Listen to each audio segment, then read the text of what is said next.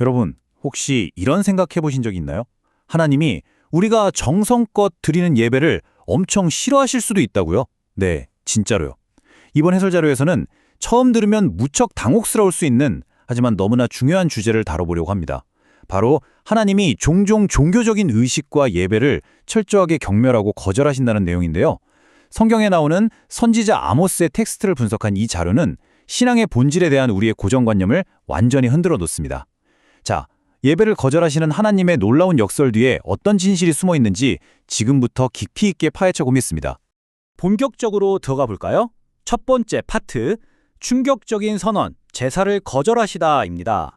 아모스 선지자가 당시 이스라엘 백성들에게 이렇게 폭탄 선언을 던집니다. 내가 너희 절기를 미워하여 멸시하며 너희 성회들을 기뻐하지 아니하노라. 와, 이거 진짜 엄청난 충격이지 않나요?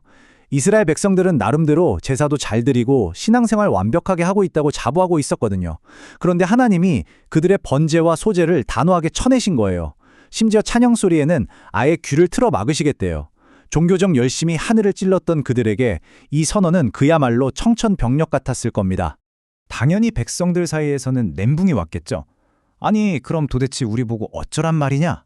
이런 불만이 터져나왔을 겁니다. 우리가 지금 거절당하고 있다면 정답은 뭘까요? 헌금을 더 많이 내야 하나? 찬양을 더 크게 불러야 하나? 아니면 모임에 더 자주 나가야 하나? 하지만 아모스는 이런 뻔한 예상들을 완전히 말 그대로 180도 뒤엎어버리는 대답을 제시합니다. 이어서 두 번째 파트, 광야의 기억, 관계가 먼저다로 넘어가 보겠습니다. 여기서 아모스는 백성들의 시선을 현재의 화려한 성전에서 아주 오래전 40년 전 광야 시대로 확 돌려버립니다. 한번 비교해 볼까요? 이스라엘이 거친 사막을 떠돌던 그 시절에 무슨 완벽하고 번듯한 제사를 매일 드릴 수 있었겠어요? 당연히 못 드렸죠. 근데 아이러니하게도 그 시절이야말로 하나님이 구름기둥 불기둥으로 직접 인도하시고 만나를 먹이시던 하나님과 가장 친밀하게 교제하던 시기였어요. 제사가 없어도 하나님은 곁에 계셨단 말이죠. 반면에 현재는 어때요? 겉보기엔 안 하면 큰일이라도 날 것처럼 화려한 제사가 넘쳐나는데 정작 하나님과의 관계는 완전히 죽어버린 상태인 겁니다. 이 논리는 예레미야서 7장의 기록을 통해서도 아주 명확해집니다. 하나님께서 이스라엘 조상들을 애굽에서 이끌어내실 때 하신 첫 번째 명령이 뭔지 아세요? 제사 제도를 완벽하게 세워라. 이게 아니었어요. 바로 내 목소리를 들으라 였습니다. 그러니까 핵심은 순종, 그리고 관계가 먼저라는 거죠. 제사는 그 관계를 겉으로 표현하는 수단일 뿐이지 제사라는 형식 자체가 하나님을 얽매어두는 절대 조건이 될 수는 없었던 겁니다. 세 번째 파트입니다. 풍성한 제사, 부패한 삶. 그럼 도대체 뭐가 문제였길래 그렇게 성대했던 현대식 예배가 하나님께 그토록 끔찍한 모욕이 된 걸까요? 아모스 5장 26절을 보면 아주 낯선 이름들이 등장합니다. 식굿, 그리고 기운인데요. 이게 당시 최강대국이었던 아스르의 별 신들, 즉 토성을 신격화한 우상들입니다. 이 자료의 분석을 보면요, 이 신들은 단순히 나무조락상이 아니라 아수르가 상징하는 세속적인 성공, 막강한 부요함, 세련된 현대성을 뜻하는 거였어요. 이스라엘 백성들이 월요일부터 토요일까지의 일상 속에서는 진짜 철저하게 이 세속적 성공이라는 우상들만 미친 듯이 쫓아 살았던 겁니다. 이 극명한 삶의 괴리가 보이시나요? 주일에는 성전에 쫙 모여서 최고급 제사를 드리고 하나님을 찬양합니다. 근데 월요일부터 토요일까지 평일에는 성문에서 가난한 사람들을 억압하고 온갖 불의를 저지른 거예요. 이 지독한 위선의 결과가 뭘까요? 하나님이 더 이상 자신을 너희 하나님이라고 부르지 않으십니다. 마치 남남처럼 만군의 하나님이라 불리는 여호와라고 선을 쫙 그어버리시죠. 그리고 결국 그들이 평일에 그토록 동경하던 성공의 제국 아수르가 있는 다메섹 밖으로 포로로 끌려가게 될 거라고 심판하십니다. 종교적인 위선 때문에 옛날 노예 시절로 완전 역주행하게 된 셈이죠. 자, 네 번째 파트, 진정한 예배, 일상의 정의입니다. 자, 여러분, 바로 이 구절입니다. 이 해설의 가장 핵심적인 논지가 등장합니다. 더 많은 헌금, 더 화려한 성가대가 정답이 아니었어요. 아모스 5장 24절이 아주 단호하게 궁극적인 해결책을 선언합니다. 오직 정의를 물같이, 공의를 강같이 흐르게 할지어다. 네, 맞습니다. 하나님이 진정으로 원하시는 건 예배당 안의 화려한 포장지가 아니라 매일매일의 일상 속에서 흘러가는 정의와 공의라는 사실. 예배의 형식보다 일상의 정의가 훨씬 더 중요하다는 겁니다. 그러니까 하나님은 제사보다 예배자를 먼저 보신다는 거죠. 이 문장 꼭 기억하셔야 합니다. 창세기에서 하나님이 가인의 제사를 거절하실 때 잘 보시면요. 가인의 제물만 거절하신 게 아니라 가인과 그 제물을 다 안 받으셨어요. 제물 자체가 문제가 아니라 그걸 가져온 가인이라는 사람의 삶이 문제였던 겁니다. 하나님은 우리가 예배당 의자에 앉아있는 딱 그 1시간만 보시는 게 아니에요. 그 자리에 오기까지 일주일 동안 어떻게 살았는지 우리 일상 전체를 꿰뚫어 보신다는 뜻입니다. 시편 50편을 봐도 우리의 이런 얄팍한 꼼수를 아주 정확하게 꼬집습니다.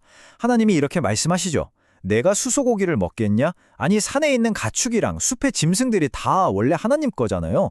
근데 우리가 바치는 그깟 재물 좀 드린다고 하나님을 더 풍요롭게 할 수 있을까요? 절대 불가능하죠.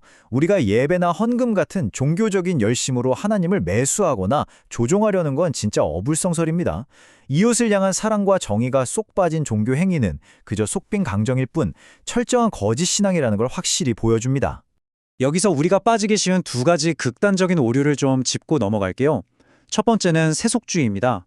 이건 굳이 신앙이 필요해. 나 혼자 그냥 올바르게 살면 되지 하는 건데 사실상 자기가 자기 삶의 신이 되어버리는 치명적인 착각이죠. 반대로 두 번째는 광신주의입니다. 나는 예배 꼬박꼬박 드리고 하나님께 충성하니까 사람들한테 좀 막대해도 괜찮아 라고 합리화하는 거예요. 성경은 이런 태도를 이웃사랑을 무시한 불량적 신앙이자 사입이라고 강력하게 경고하고 있습니다. 어느덧 마지막이네요. 5번째 파트 예배당을 넘어선 신앙입니다. 그렇다면 수천 년 전 아모스의 이 선언이 오늘날 우리한테는 어떻게 다가올까요? 이 자료에서 진짜 기가 막힌 비유를 하나 듭니다. 바로 불량화폐의 비유인데요. 여러분, 지폐는 무조건 앞면과 뒷면이 다 인쇄되어 있어야 돈값을 하잖아요. 앞면만 인쇄된 돈을 가게에 내밀면 바로 위조지폐 취급받죠. 신앙도 똑같습니다. 하나님을 향한 예배라는 앞면만 있고 이웃을 향한 정의와 사랑이라는 뒷면이 하얗게 비어있다면 그 신앙은 현실 세계에서도 하나님 나라에서도 절대 통용될 수 없는 불량화폐라는 겁니다. 그래서 우리는 아주 구체적인 실천의 단계로 나아가야 합니다. 첫째, 어떻게든 월요일부터 토요일까지 그 치열한 일상에서 정의와 공의를 지켜내려고 발버둥 쳐보는 겁니다. 근데 둘째, 사실 그렇게 살다 보면 매번 한계에 부딪히고 실패하잖아요? 바로 그때, 나는 정말 은혜 아니면 안 되는구나 뼈저리게 느끼면서 간절히 주일 예배 자리로 나아가는 겁니다. 이렇게 일상에서의 고뇌와 예배에서의 은혜가 딱 맞물릴 때 셋째, 비로소 삶이 예배가 되고 예배가 삶이 되는 진짜 신앙의 완성이 이뤄지는 거죠. 결론적으로 오늘 해설의 핵심은 이겁니다. 이스라엘은 제사가 부족해서 망한 게 아니었어요. 정의가 메말라서 무너진 겁니다. 우리 하나님이 진짜 원하시는 건 쓸모없는 짐승의 피나 겉보기만 번지르르 한 종교적 허세가 아니에요. 하나님은 지금 이 순간에도 여러분이 발딛고 살아가는 바로 그 일상의 자리에서 끊임없이 정의를 행하고 공의를 강물처럼 흘려보내려고 애쓰는 살아 숨쉬는 진짜 예배자를 찾고 계십니다. 자, 이제 이 해설을 마무리하면서 여러분께 묵직한 질문 하나 던져볼게요. 하나님이 지금 여러분을 평가하고 계신다면 과연 무엇을 보고 계실까요? 주일 아침 거룩하게 들고 찬양하는 여러분의 손일까요? 아니면 월요일 아침 일터에서 이웃들과 치열하게 부대끼면서 공의를 실천해내고 있는 여러분의 거칠고 땀 묻은 손일까요? 예배의 형식보다 일상의 정의가 훨씬 더 중요하다는 아모스의 이 쩌렁쩌렁한 외침이 오늘 여러분의 삶에 작은 하지만 확실한 변화를 일으키길 바랍니다. 오늘의 해설은 여기서 마치겠습니다. 감사합니다.